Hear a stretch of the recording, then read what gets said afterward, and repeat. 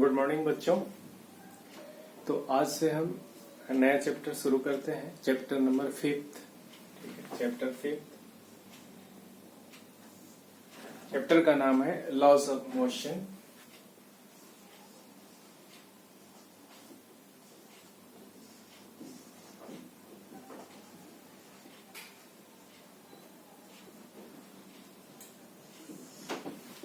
इस चैप्टर के अंदर न्यूटन्स लॉज ऑफ मोशन है।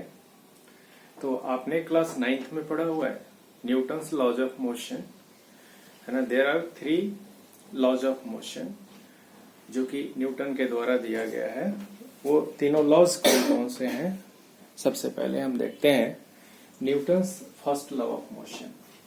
तो Newton's first law of motion क्या है? इसका स्टेटमेंट है, every body continues to remain in a state of rest or of uniform motion along a straight line unless it is compelled by an external force, right? So once again listen the statement, every body continues to remain in a state of rest or of uniform motion along a straight line unless it is compelled by an external force.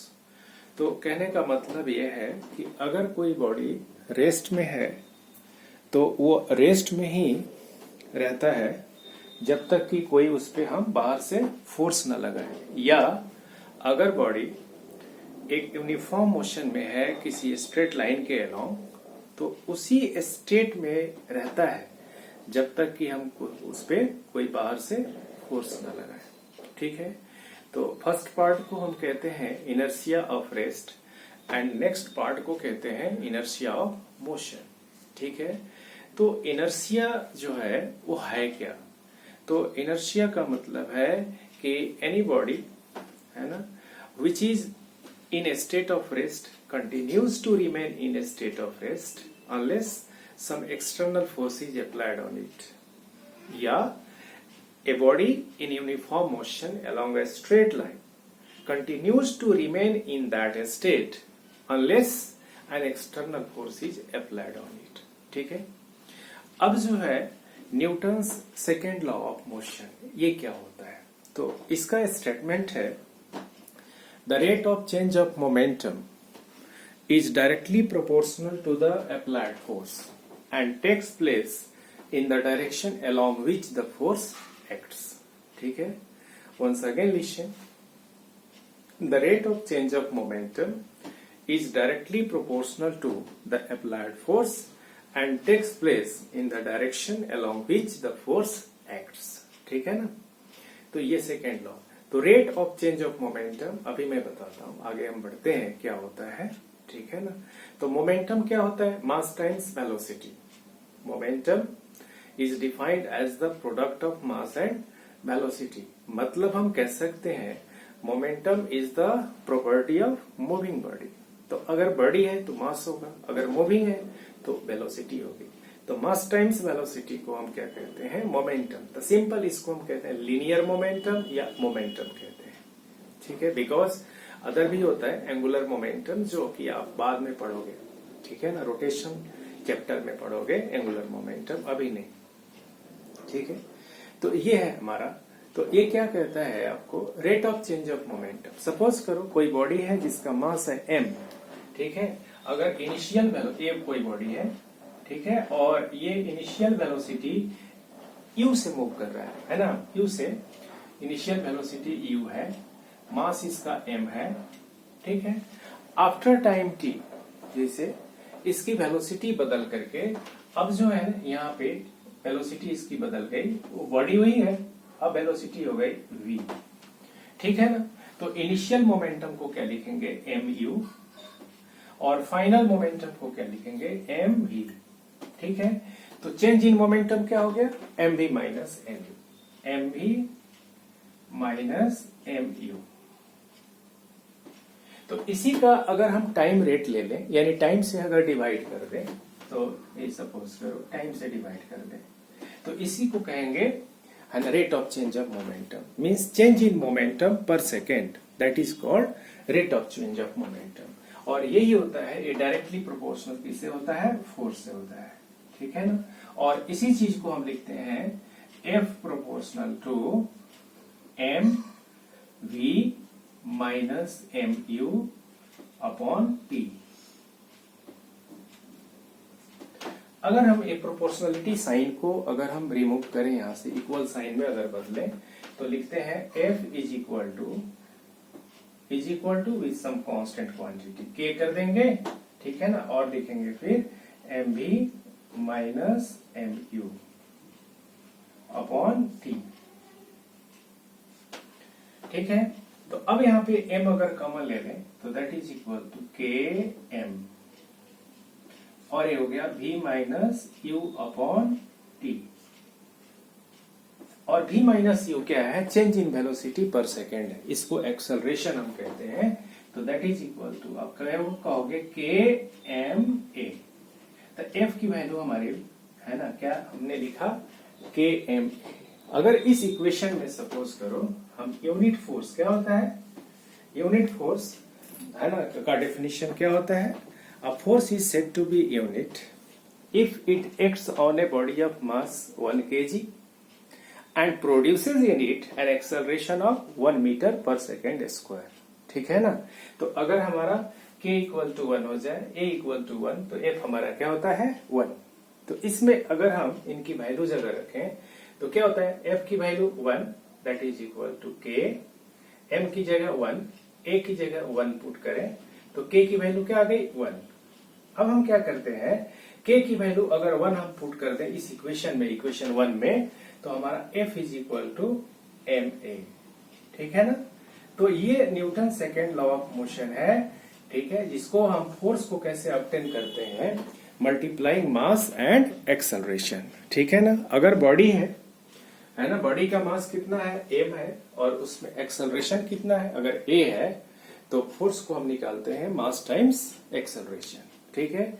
तो अब देखो Newton second law of motion जो है ये क्या दिया, इसे हम फोर्स को मेजर कर सकते हैं। अगर कोई बॉडी है जिसका मास दिया हो है ना, कितने एक्सेलरेशन से है, तो अगर एक्सेलरेशन दिया हो तो दोनों को हम क्या करेंगे? मल्टीप्लाई कर देंगे and we can calculate force.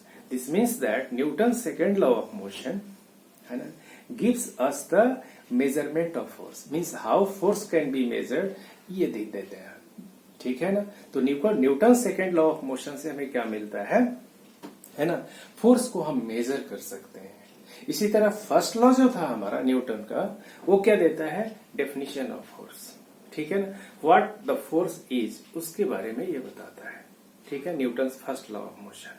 तो है ना, कंक्लूजन हमारा हुआ कि Newton first law of motion से हमें फोर्स का डेफिनेशन मिलता है और सेकेंड लॉ से हमें फोर्स का मेजरमेंट मिलता है, means force can be measured. ठीक है ना। तो ये इंफॉर्मेशन हमें इनसे मिलता है।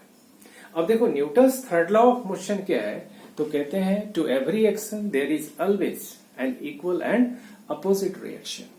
ठीक है, ये देखने में जितना ही छोटा है ये बहुत बड़ी चीज है। कहने का मतलब हर एक्शन का एक इक्वल और अपोजिट रिएक्शन होता है। अगर सपोज करो किसी बॉल को अगर हम दीवार पे फेंकते हैं, ठीक है ना, तो वो बॉल हमारे तरफ वापस आता है, बिकॉज जितना हमने फोर्स डाला दीवार पे बॉल के थ्रू, उतना ही फोर्स दीवार ने बॉल पे लगाया और हमारी तरफ उसको फेंका। ठीक है ना। तो ये होता है Newton's third law of motion. तो ये तरह स्टेटमेंट, ठीक है। और Newton's first law of motion पे हम बहुत सारे एग्जाम्पल्स वगैरह हम दे सकते हैं। जैसे सपोज करो आप बस में बैठे हो, ठीक है, अगर बस में बैठे हो, बस रेस्ट में है, अगर ड्राइवर ने सडनली बस को आगे कर दिया है ना, मतलब कि ड्राइव करना शुरू कर दिया, स्टार्ट कर दिया सडनली, तो क्या हो जाएगा? आप देखते हो ना कि आप पीछे की तरफ है ना फॉल कर जाते हो। Means when the driver starts the बस सडनली, ठीक है, the passenger in the bus sitting है ना, passenger sitting in the bus will fall है ना बैकवर्ड, इस तरह से। ठीक है। इसी तरह अगर मूविंग बस है, अगर सडनली उसको अगर वो स्टॉप करता है, ब्रेक लगा देता है, तो क्या होता है? हम आगे की तरफ फॉल कर जाते हैं। इट इज बिकॉज ऑफ है ना Newton's first law of motion. तो देखो अब कैसे ये होता है कि when the driver suddenly starts the bus from rest we fall है ना बैकवर्ड। तो ऐसा क्यों होता है? तो सपोज करो अगर बस खड़ी है तो उसमें जो पैसेंजर्स बैठे हुए हैं वो भी क्या होते हैं, रेस्ट है, इन इनर्शिया ऑफ रेस्ट में होते हैं, ठीक है ना। और जैसे ही सडनली स्टार्ट करता है, तो सडनली स्टार्ट करता है तो हमारे बॉडी का जो लोअर पार्ट है वो मोशन में आ जाता है, but due to inertia of rest upper part of our body continues to remain in a state of rest, therefore we fall backward. Clear है। सेम यही बात है कि अगर सडनली ब्रेक लगा देता है तब हम आगे की तरफ झुक जाते हैं, ऐसा क्यों होता है। जैसे ही ब्रेक लगाता है तो बस के साथ साथ हमारे लोअर पार्ट ऑफ बॉडी जो है रेस्ट में आ जाता है, but due to inertia of motion हमारा अपर पार्ट है ना जो बॉडी का, वो अभी भी मोशन को ही शेयर कर रहा होता है, इसीलिए हम आगे की तरफ झुक जाते हैं। आपने देखा, अगर मान लो कोई फल है डाल में लगा हुआ, आप उसको है ना जर्क दे करके हिलाते हो तो है ना कोई भी फ्रूट्स है ना वो नीचे गिर जाता है, ये भी वही रीजन है, ठीक है ना। तो बहुत सारे रीजंस है जो कि Newton's first law of motion से हम उसको एक्सप्लेन कर सकते हैं, ठीक है बच्चों। तो नेक्स्ट हम चलते हैं एक्चुअल में है ना law of conservation of linear momentum, ये क्या होता है, ठीक है ना। ये बड़ा अहम है ना, बहुत इंपॉर्टेंट है। Law of conservation of linear momentum देखते हैं। लॉ ऑफ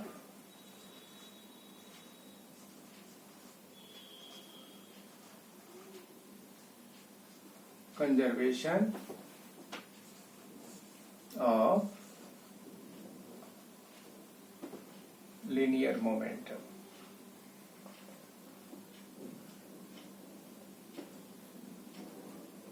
तो इसका स्टेटमेंट, सबसे पहले law of conservation of linear momentum का स्टेटमेंट।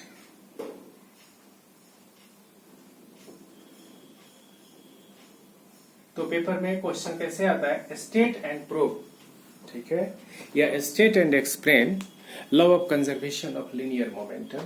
तो स्टेटमेंट क्या है, तो कहता है the total momentum of N isolated system, the total momentum of an isolated system of interacting particles remains conserved. Listen once again. The total momentum of an isolated system of interacting particles remains conserved. देखो ये तो हमने short में इसको state कर दिया, इसका meaning समझो। कहता है कि टोटल मोमेंटम किसी भी सिस्टम का, ठीक है ना, आइसोलेटेड का मतलब होता है उस सिस्टम पे, ठीक है ना, कोई एक्सटर्नल फोर्स एक्ट नहीं कर रहा हो। If there is no any external force acting on a system, the system is said to be an isolated system, ठीक है ना। तो अगर सपोज करो, जैसे मान लो कि कोई एक फैमिली है, ठीक है, फैमिली में आपको कुछ मेंबर्स हैं, सपोज करो सबसे अगर छोटा फैमिली हो, है ना, द स्मॉलेस्ट फैमिली, जिसमें क्या है, एक हस्बैंड एक वाइफ है, सिर्फ 2 लोगों का है, ठीक है ना, इससे छोटा क्या हो सकता है ना, इससे छोटी फैमिली नहीं होगी। तो अगर हम कहते हैं, अगर है ना 2 बॉडीज का एक फैमिली है हमारे पास, ठीक है, तो आपस में बेशक वो लड़ाई करते हो, एक दूसरे से झगड़ते हो, बट बाहर से कोई फैमिली का मेंबर उस पर अटैक ना करे, ठीक है ना। तो बाहर से कोई एक्ट नहीं कर रहा है, लेकिन इंटरनल फोर्सेज लग सकते हैं। तो हम कहते हैं एक्सटर्नल फोर्सेज नहीं होना चाहिए। बात समझ में आई। उस है ना सिस्टम का टोटल मोमेंटम कंजर्व रहता है ना, जब उस सिस्टम पे कोई एक्सटर्नल फोर्स ना हो। इंटरनल फोर्सेज की बात हम नहीं कर रहे हैं, ठीक है। वो फैमिली में आपस में झगड़े होते हो, बट बाहर से कोई बंदा उस पे कोई इंटरफेरेंस उसका नहीं है, ठीक है ना, तब हम कहेंगे उस पे एक्सटर्नल फोर्स काम नहीं कर रहा है, ठीक है। तो अगर हम सपोज करते हैं, मैंने कहा स्मॉलेस्ट फैमिली, तो अगर सपोज करो कि ये हमारी एक फैमिली है, दिस इज ए फैमिली, ठीक है ना। इसमें है ना 2 बॉडीज हैं, एक बॉडी ये है ए, और दूसरा बॉडी जो है ना ए बी है, सपोज कर लेते हैं दूसरी बॉडी है, ठीक। इसके मोमेंटम को याद रखे रहिए, मोमेंटम को हम पी लेटर से डिनोट करते हैं, ठीक है ना। Momentum is denoted by letter P. तो अगर हम कहें कि ए का मोमेंटम, तो हम लिखेंगे पी ए, सबस्क्रिप्ट में हमने ए कह दिया। This is the initial momentum of A, body A, ठीक है। और इसके इनिशियल मोमेंटम को हमने क्या कह दिया, P B. P B is the initial momentum of the second body. And P A is the initial momentum of first body. बस समझ में आई? तो ये इनके मोमेंटम है। द टोटल इनिशियल मोमेंटम कितना हो गया? पीए प्लस पीबी। ठीक है ना, बिकॉज हम सिस्टम का निकाल रहे हैं ना momentum. The P A plus P B that is the total initial momentum of the system. System means consisting of two bodies. ठीक है, नाउ अगर सपोज करो एक दूसरे से वो इंटरैक्ट हो रहे हैं, ठीक है, तो इंटरैक्ट हो रहे हैं, अब मोमेंटम चेंज हो गया, अब पीए नहीं रहा, आपस में सपोज करो, है ना, हस्बैंड वाइफ पे एक है ना फैमिली है, ठीक है ना, दोनों आपस में झगड़ते हैं, तो जो उनका स्टेट ऑफ माइंड जो था, है ना, झगड़ने से पहले, अब झगड़ने के बाद स्टेट ऑफ माइंड चेंज हो गया, तो हम इसके मोमेंटम को, है ना, स्टेट ऑफ माइंड को हम रिलेट कर रहे हैं मोमेंटम से। तो इनिशियल कितना है? पीए। अब जो है आफ्टर इंटरेक्शन, ठीक है ना, इसका मोमेंटम जो बदल करके कितना हो गया? पीए डैश हमने कर दिया, ठीक है ना, पीए डैश। और इसका जो है ना स्टेट, है ना, ये बदल करके इसका पीबी डैश हो जाएगा, मान लेते हैं, ठीक है ना। तो after some time means when they interact each other, है ना, their momentum changes and that becomes, A का मोमेंटम कितना हो गया? पीए डैश, बी का मोमेंटम हो गया PB dash, and this is the final. ठीक है, तो टोटल फाइनल मोमेंटम क्या हो गया? तो क्या करेंगे? ये लिखेंगे पी ए डैश अब प्लस पी बी डैश, ठीक है ना। तो ये फाइनल मोमेंटम हो गया सिस्टम का, नॉट अ सिंगल बॉडी का, हम कह रहे हैं सिस्टम का, जो कि दो बॉडी कंसिस्टिंग है। तो यही कहता है ये इक्वल होंगे, ठीक है, यानी total initial momentum of the body या सिस्टम ऑफ बॉडीज, ठीक है, इज इक्वल टू टोटल, है ना, final momentum of the bodies. बात समझ में आ गई? इसे को हमें प्रूफ करना है। तो ये तो स्टेटमेंट के अकॉर्डिंग हो गया, ठीक है ना। स्टेटमेंट का एक कंसेप्ट रहता है, मतलब मैंने कहा ना, the total momentum of N isolated system of interacting particles remains. Concept का मतलब यही होता है कि व्हाट एवर, है ना, whatever there an initial momentum is, the final momentum is equal, ठीक है ना। मतलब जो भी उनका इनिशियल मोमेंटम है ना, मोमेंटम का सम दोनों बॉडीज का is equal to the moment, है ना, sum of momentum after interaction, ठीक है, यानी final, the total final momentum, total initial momentum, ये दोनों इक्वल होते हैं, हमें इसे ही प्रूव करना है, ठीक है। तो अब जरा देखिए, तो कहने का मतलब एक दूसरे से जब इंटरैक्ट करते हैं, हम यहां पे कहते हैं इंटरैक्ट करना मतलब एक दूसरे पे फोर्स लगाते हैं, ठीक है ना। तो एक दूसरे पे फोर्स लगा रहे हैं, तो है ना, अगर दोनों एक दूसरे से झगड़ते हैं तो उनके स्टेट ऑफ माइंड चेंज हुआ, यानी मोमेंटम चेंज हो गया, ठीक है ना। तो आखिर किसकी वजह से? एक दूसरे ने, है ना, मान लो थप्पड़ मारा, ठीक है ना, जो कुछ भी है एक दूसरे ने, तो हम क्या कहते हैं, याद रखना, अगर ए बी पे फोर्स एक्सर्ट करेगा, यानी उसको थप्पड़ मारेगा, तो इसका मोमेंटम चेंज हो जाएगा। अगर बी जो है ना, इसको थप्पड़ मारा सपोज करो, ठीक है, या किसी भी तरह से उसको एक्साइट कर दिया, तो इसका स्टेट ऑफ माइंड चेंज हो गया।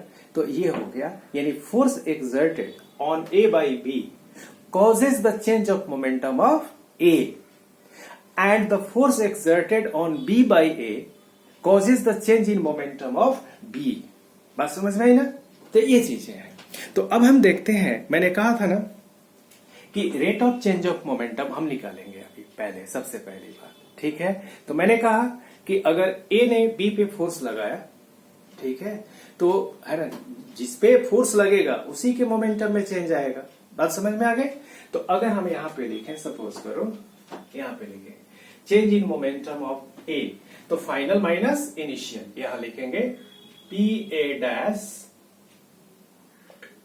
Minus P A, change in momentum of A हो गया।